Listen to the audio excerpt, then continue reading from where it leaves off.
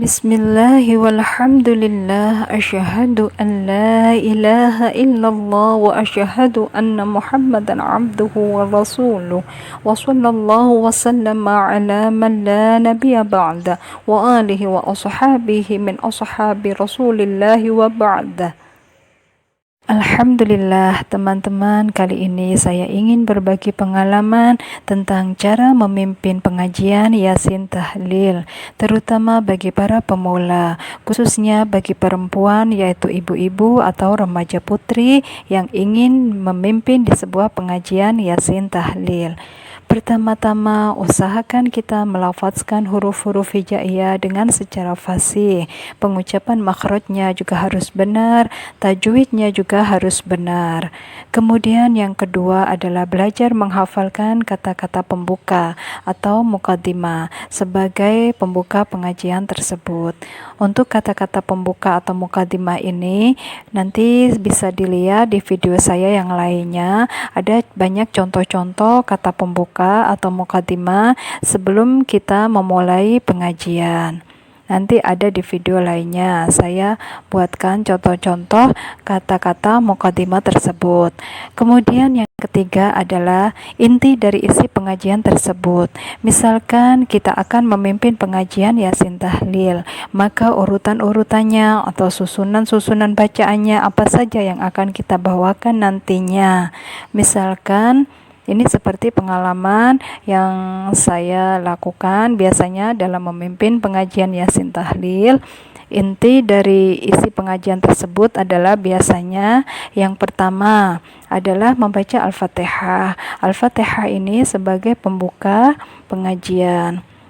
Kemudian Al-Fatihah itu biasanya saya sebelum membaca Al-Fatihah itu saya awali dengan kata pengantar. Kata pengantar Al-Fatihah contohnya seperti ini.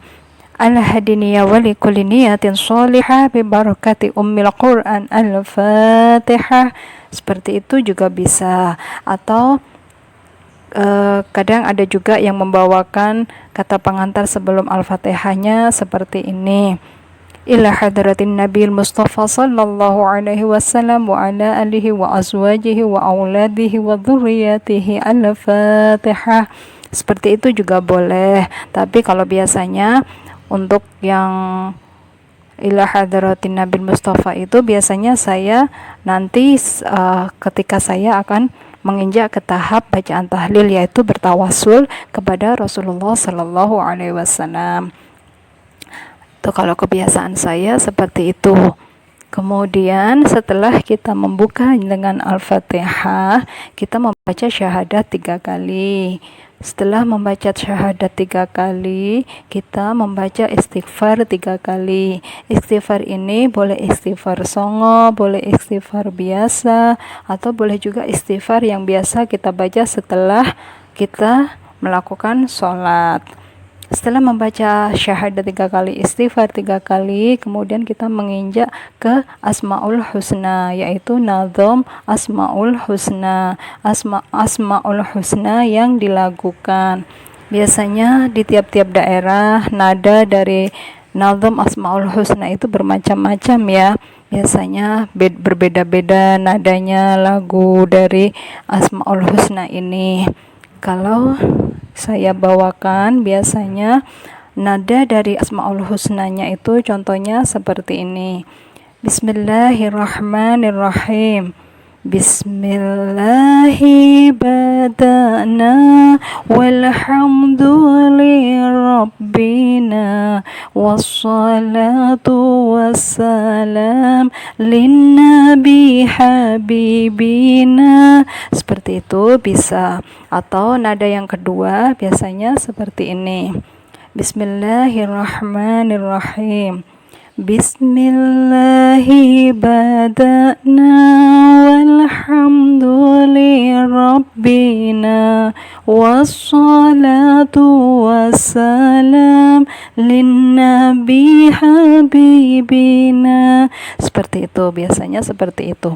Nah, kemudian setelah membaca Asmaul Husna, biasanya saya tutup dengan membaca surat Al-Fatihah. Membaca surat Al-Fatihah 1 kali, setelah itu barulah kita menginjak ke membaca surat Yasin. Surat Yasin ini kita baca secara bersama-sama.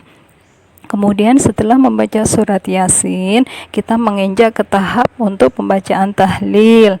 Untuk membaca tahlil, biasanya kita bertawasul terlebih dahulu, yaitu membaca Al-Fatihah untuk Rasulullah SAW beserta keluarganya.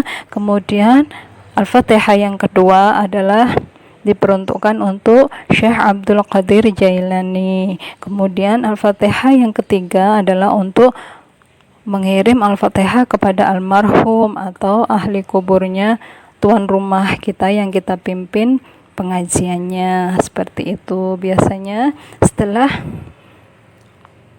Al-Fatihah 3 kali tersebut, terus kita menginjak pada bacaan tahlil. Oh iya, untuk Al-Fatihah, untuk pembacaan Al-Fatihah untuk almarhum atau untuk ahli kubur, biasanya jika almarhum itu adalah seorang laki-laki, maka disebutkan namanya dan nama bin, setelah itu nama ayahnya. Dan jika almarhum itu adalah seorang perempuan, maka disebutkan namanya, setelah itu nama binti, kemudian nama ayahnya. Kemudian setelah membaca Al-Fatihah, terus kemudian kita menginjak ke tahap pembacaan tahlil. Kemudian bacaan tahlil ini harus lengkap dan panjang karena kita adalah membawakan pengajian Yasin tahlil. Jadi tahlilnya itu harus tahlil yang lengkap atau tahlil panjang. Tahlil lengkap yaitu dari awal sampai akhir, tidak disingkat-singkat. Itu namanya Yasin lengkap, dari mulai membaca surat Al-Ikhlas 3 kali, surat Al-Falaq 1 kali, surat An-Nas 1 kali, Al-Fatihah dan seterusnya sampai habis. Itu namanya tahlil panjang, bukan yang tahlil pendek. Kalau tahlil pendek biasanya kita untuk apabila kita memimpin sebagai pemandu acara pengajian besar, karena nantinya akan ada tausiah dari Bapak Ustadz atau tausiah dari Bapak Kiai, makanya kita boleh pakai tahlil pendek karena untuk mempersingkat waktu. Tapi karena di sini kita akan membawakan pengajian khusus, pengajian Yasin tahlil, maka tahlilnya harus yang lengkap. Setelah membaca tahlil selesai, maka kita tutup dengan doa. Doa ini bisa kita baca dari buku-buku Yasin tahlil yang ada di buku-buku yang beredar itu, atau dikombinasikan dengan doa-doa pendek, atau bisa juga teman-teman bisa membaca doa arwah kemudian dikombinasikan dengan doa-doa pendek seperti itu. Yang penting ada doa untuk arwah dan doa tahlil. Demikianlah teman-teman pengalaman yang bisa saya bagi kepada teman-teman. Semoga bermanfaat dan semoga bisa menjadi salah satu inspirasi teman-teman yang ingin membawakan pengajian, yang ingin memimpin pengajian, khususnya pengajian Yasin tahlil. Semoga ada manfaatnya. Mohon maaf apabila banyak kesalahan dan kekeliruan dari saya membagikan video ini, video pengalaman ini. Wabillahi taufiq wal hidayah wa barakallahu fikum. Wassalamualaikum warahmatullahi wabarakatuh.